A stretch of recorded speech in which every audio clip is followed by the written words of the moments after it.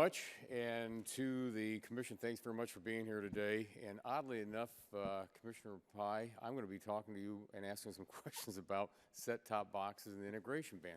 Seems like something that's been discussed quite a bit this morning. As you know, that Congressman Green and I were able to secure language in Stellar to eliminate the integration ban in order to rid the marketplace of an outdated technology and to foster greater competition and innovation. The FCC is now contemplating mandates that would leave multi-channel video programming distributors no choice but to provide a box on top of the third-party device.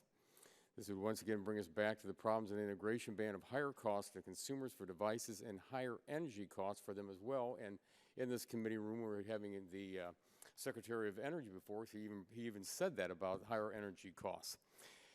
You've stated that the FCC should be seeking a boxless solution, which I believe is the future of pay TV. Does the apps-based proposal that was put forth through the Downloadable Security Technical Advisory Committee, the DSTAC, get consumers to a boxless world?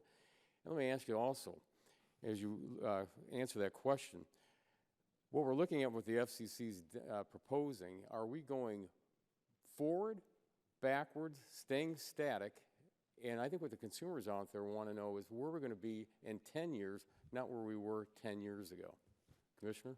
Thank you for the question, Congressman. I think the best way, if I could tackle the second question first, to encapsulate what the FCC's approach has been, is back to the future. Instead of moving to an app-based world where consumers can finally free themselves of this expensive, clunky equipment that consumes a lot of energy and doesn't provide the functionality they want, the FCC is doubling down on 1990s technology, and it's essentially going to force MVPDs, cable operators and the like, to do one of two things. Number one, either re-engineer their entire network, or number two, supply consumers with a second box. Now, I submit to you that the natural effect is going to be the second, because re-engineering a network is extremely expensive compared to simply supplying a second box. That's not what consumers want to do. And so I would have hoped that the agency, going to the first question, would have teed up in a full and fair manner the other proposal that the Downloadable Security Technology Advisory Committee proposed. One, to be clear, was the majority's approach, which was to have this 1990s technology embraced yet again. But the other one was an app-based approach. And instead, there's a very slanted 3-paragraph discussion in this huge document asking why the app-based approach would end to the destruction of America and all things bad. And I think if we had embraced this in a full and fair manner, allowed the American people to comment, we wouldn't be in the pickle we're in, where the former chairman of this committee, Mr. Waxman, just yesterday said that this approach is a 20th century solution to a problem the market is already solving on its own. Okay, why is that? Why did the FCC do that?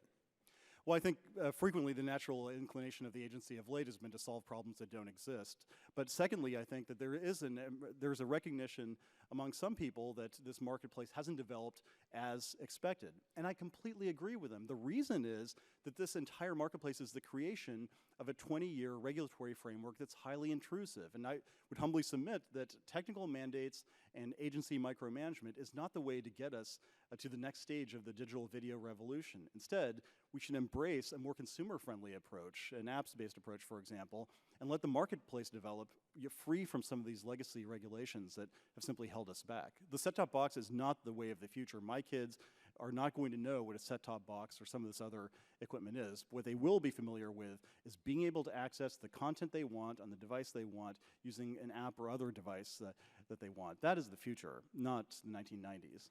Let me follow up, Commissioner. Over the past several Congresses, I've introduced a bill that required the FCC to conduct a cost-benefit analysis at the time of the notice of proposed rulemaking, and again at the time the final rule is issued.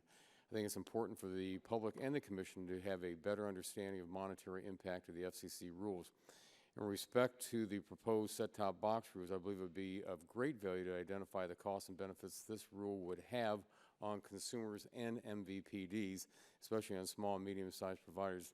Did the Commission complete a cost-benefit analysis of this rule? It did not. Why not? I think, frankly, because if you objectively tallied up the possible costs and benefits, it would be fairly clear that the Commission's approach would have yielded ultimately disadvantages to the consumer at the end of the day. Well, thank you very much, and as my time expires, I yield back. Thank you.